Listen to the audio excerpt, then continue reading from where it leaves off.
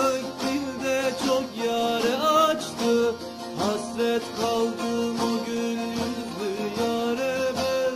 Dost dost Ali dost, Hacı Bektaş Veli dostum. Bu ayrılık dilde çok yare açtı. Hasret kaldım o gül yüzlü yâre ben.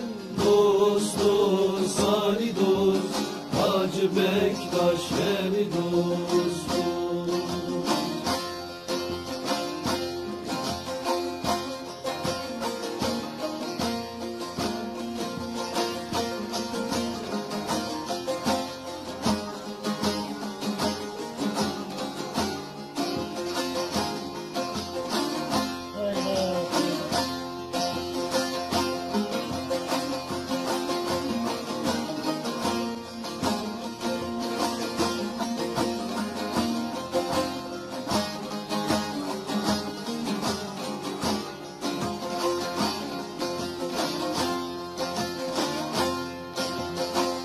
Verdi felek bana bin türlü elem, verdi felek bana bin türlü elem.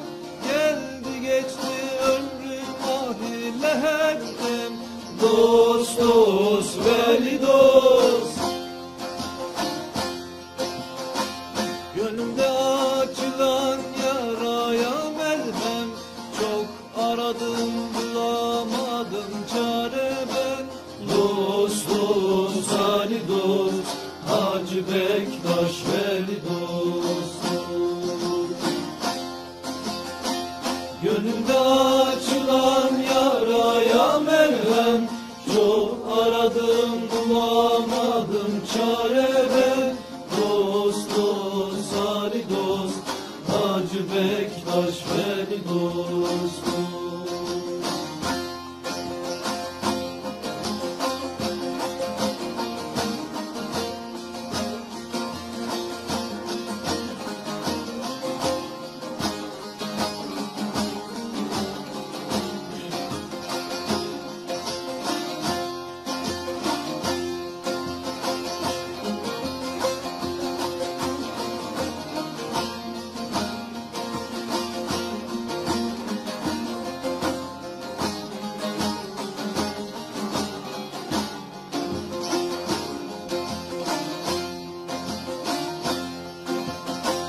Fevziye gönlümüz derdi elemde, Fevziye gönlümüz derdi elemde.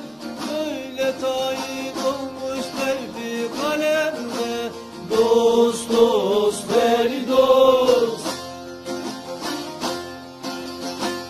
Bir gonca gül için bezmi alemde. Düştüm bülbül gibi ahuzara ben. Dost dost Ali dost, Hacı Bektaş Veli dostum. Bir gonca gül için bezmi alemde.